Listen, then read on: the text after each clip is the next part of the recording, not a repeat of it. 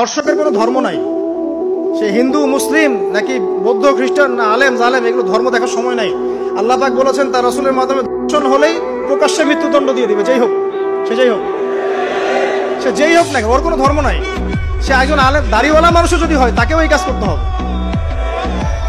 তো চোরের কোনো ধর্ম আছে? ডাকাতের কোনো ধর্ম আছে?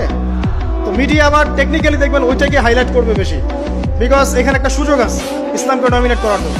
তবে এখানে একটা বিষয় ক্লিয়ার করতে হবে যে পাপ পাপী যেই করুক তাকেই শাস্তির আওতায় আনতে হবে। আল্লাহ পাক তৌফিক এনায়েত করুন বোঝার। এখন এমন একটা সময় চলছে বাচ্চারাও এগুলো থেকে নিরাপদ না।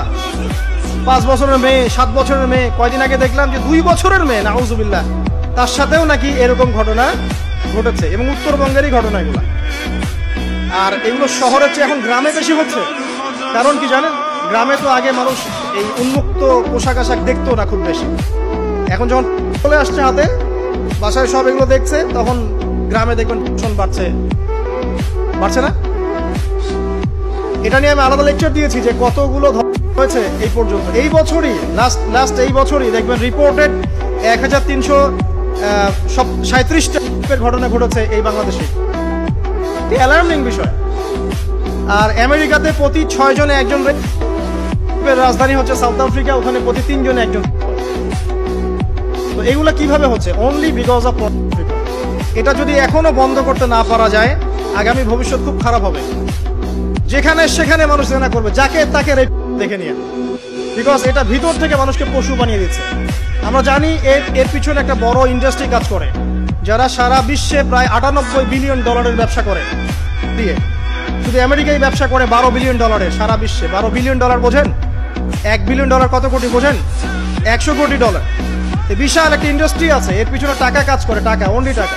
আর এখানে যা দেখানো হয় সবই ফেক, এগুলো কোনোটাই সত্য না, এটা শুধু একটা অভিনয় আর কিচ্ছু না। তো এটা দিয়ে পুরো স্পেশালি মুসলিম যুবকদের ভিতরে এমন একটা পশুত্ব ঢুকে দেওয়া হয়েছে যে জেনা বেহায়াপনা এগুলো বাড়তেই আছে দিন। এটা না কমানো গেলে এবং আইনের সুশাসন নিশ্চিত করা না গেলে কমবে না, জেনা কমবে না, ইফটিজিংও কমবে না, মেয়েদের অধিকারও আর আদায় করা সম্ভব হবে না। এটা আমার মত। বাকিটা আপনারা ভেবে দেখেন, আপনারা অনেক বিজ্ঞ মানুষ আছেন, ভেবে দেখেন কি করলে এগুলো কমবে। যদি না ভাবি, আল্লাহ পাক কি করবেন জানেন? একটা হাদিস বলি খালি।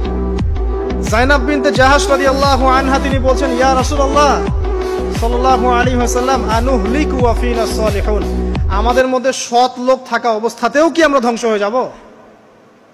আমাদের মধ্যে সৎ যে অনেক ব্যক্তি আছে তারা থাকলেও কি আমরা ধ্বংস হয়ে যাব? নবীজি বলছেন, নাম, হ্যাঁ তোমরা ধ্বংস হবে।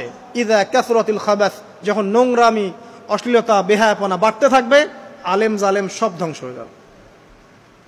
তা আমরা আমাদের স্বার্থেই কথাগুলো বলবো, কারণ আমরা যদি এগুলোকে প্রতিহত করতে না পারি, তাহলে আমাদের বাড়িতেও এই ফিতনা ঢুকে আসবে না?